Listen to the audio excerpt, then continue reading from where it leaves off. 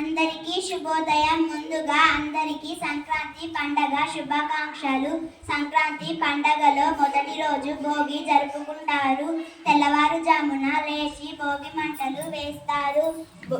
పాత వస్తువులను మంటల్లో వేసి దాన ధర్మాలు చేస్తారు. పిల్లలకు భోగి పళ్ళు పోస్తారు.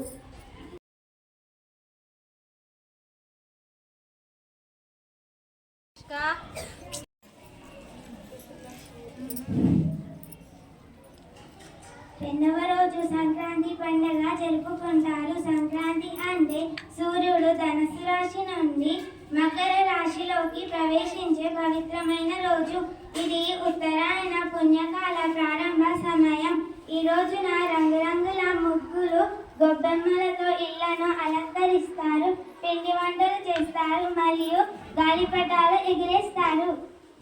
మూడవ రోజు కనుమ పండగ జరుపుకుంటారు. ఈ రోజు పశువులకు, ఆకులకు ప్రత్యేక పూజలు చేస్తారు. పొలాల నుండి వచ్చిన పంటలతో వంటలు చేసి పశువులకు కృతజ్ఞతలు తెలుపుతారు.